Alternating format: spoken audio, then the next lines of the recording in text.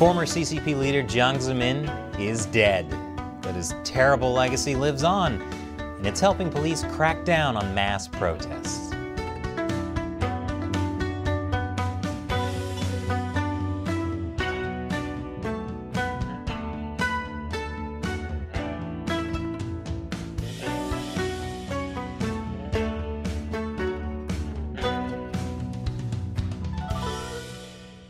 Welcome to China Uncensored. I'm Chris Chappell.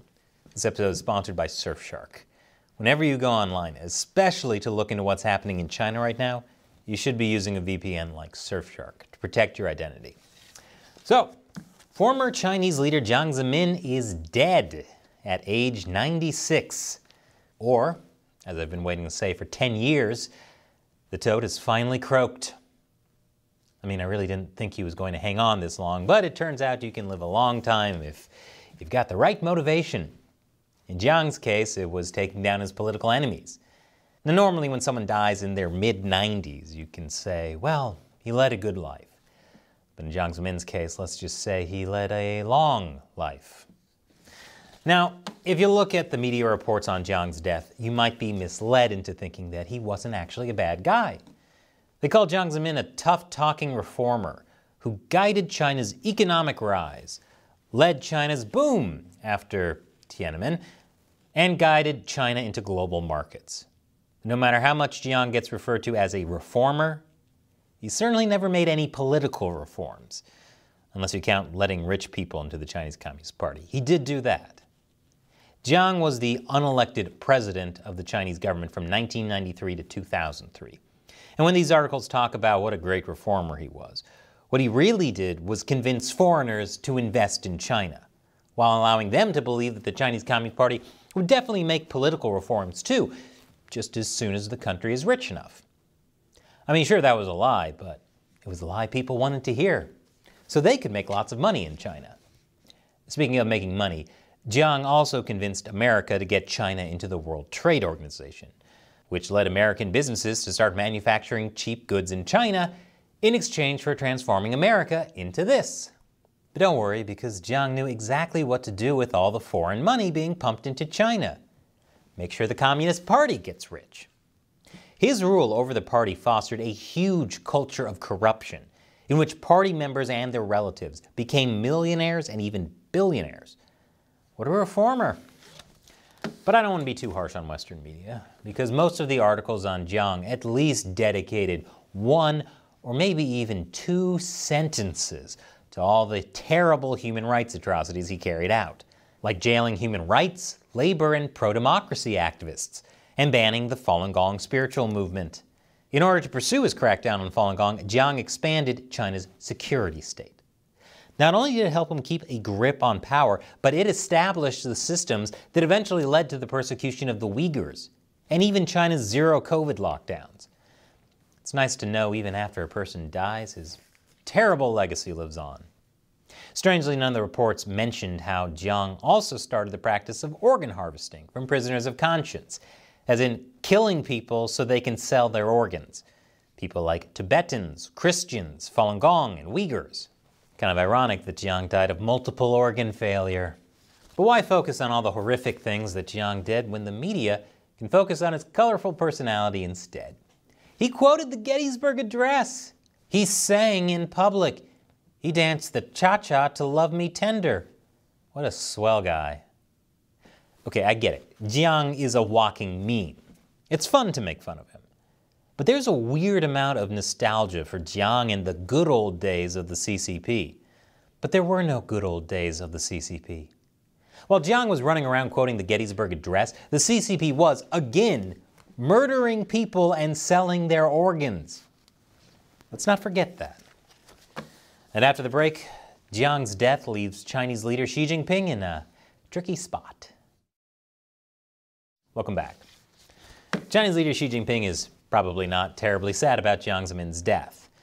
Fans of the people's favorite communist soap opera, General Hostility, know that Dzian and Xi have been locked in a power struggle for years now. In fact, I hear General Hostility will have a very special episode next week on Jiang's death and what it means for the CCP power struggle. Spoiler alert, just because he's dead doesn't mean it's over. Get the popcorn ready. But Jiang's death comes at a tricky time for Xi Jinping, after a weekend of protests against Xi's zero-COVID lockdowns. The last time protests erupted across China was back in 1989, when the death of former CCP official Hu Yaobang triggered the Tiananmen Square pro-democracy protests, which eventually spread across the country. Now, Dzyan Dzъмин is not as popular as Hu Yaobang was, but Xi Jinping and the Chinese Communist Party are probably worried about a repeat. So they have to figure out how to let people mourn Jiang without triggering more protests. As of this recording, there have been no large-scale protests related to Jiang's death. But some people have been using tributes to Jiang online to complain about or criticize Xi Jinping's rule. And these tributes have been censored. Again, kind of ironic since Jiang also helped create China's massive internet censorship apparatus. That's how, after some pretty major protests against COVID lockdowns last week, most of it was quickly censored online. Some of the footage is up on Twitter, since Twitter is not under China's control. I think. But the massive amount of censorship makes it hard to know just how much of the protests are still going on. We do know that there were still protests in parts of Guangzhou earlier this week. But heavy police presence in other cities are making sure no new protests break out. On Tuesday, a planned protest in Shenzhen was canceled after large numbers of police turned up at several locations in the city. And more protests in Beijing and Shanghai have been stopped as well. Fortunately, there's so much footage, photos, and content about the protests that did happen that it stretched China's censorship to its limits. Videos of the marches and rallies have continued to surface on Chinese sites such as WeChat, a chat app, and the short video sharing app Douyin. Experts say the sheer volume of video clips has most likely overwhelmed the automated software and armies of censors. Protesters are doing clever things like flipping protest footage on its side, or using filters, or shooting video of video. That's how you beat the machines. And some of the protests themselves are subversive.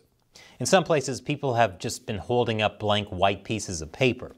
It's a symbol of how everyone is being censored. But if the paper says nothing, there's also nothing to censor, right?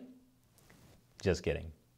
Police in some cities have been rounding up people who held up paper or who posted videos of protests, in some cases taking them to the police station and making them sign a promise not to do it again. Like one 19-year-old student who says he was summoned by police for questioning after he said in a group chat that he wanted to put up blank pieces of paper in public restrooms. Putting up blank pieces of paper in public restrooms. Clearly, this man must be stopped. And in addition to rounding up protesters, the Chinese Communist Party is falling back on another familiar strategy, blaming the protests on hostile foreign forces. China's ruling Communist Party has vowed to resolutely crack down on infiltration and sabotage activities by hostile forces. It's such a familiar strategy that even the protesters themselves were making fun of it. This is from a protest that happened over the weekend in Beijing, when someone tried to warn protesters to not be taken advantage of by foreign forces. But the protesters weren't buying it.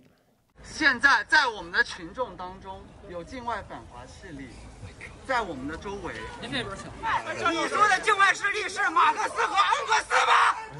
是马克思和恩格斯吗？是斯大林吗？是列宁吗？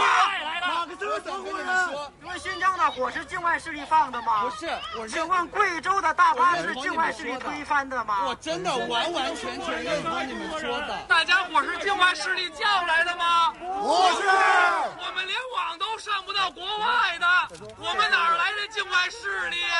我们现在是能出国，还是能上国外的网？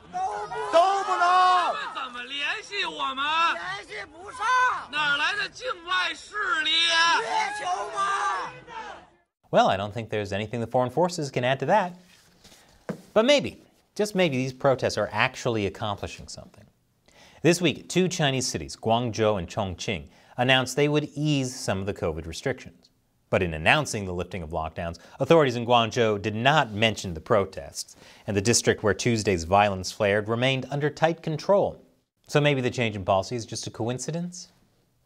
Meanwhile, in the city of Zhengzhou, where workers at an iPhone plant protested last week, officially lifted its citywide lockdown, only to replace it with curbs on hundreds of buildings and apartment blocks. So a promise of reform without actually changing anything. Дзян Дзъмин would be proud. And this episode is sponsored by Surfshark. When you go online, everything you do is being tracked and logged by the websites you visit and your internet service provider, and in many cases, by your government. And if you're in a country that censors social media, you'll need a VPN like Surfshark to be able to post stuff to Twitter, like important protest footage or snarky comments about people you hate. But no matter where you live or what you do online, you should always be keeping your internet activity private with a VPN. And Surfshark now has servers in over 100 countries, more than any other VPN. So that makes your connection faster and more reliable. Plus, Surfshark has top-of-the-line encryption and a no-logs policy, meaning they don't collect your browsing data. So check out Surfshark. With just one Surfshark account, you can connect as many devices as you want. So try it out now. Surfshark has a special deal that includes 83% off a 2-year plan plus 3 extra months for free. You can protect yourself for just $2.21 a month. So go to surfshark.com/uncensored and use the code uncensored to secure this deal. The link is in the description below. Once again, I'm Chris Chappell. Thanks for watching China Uncensored.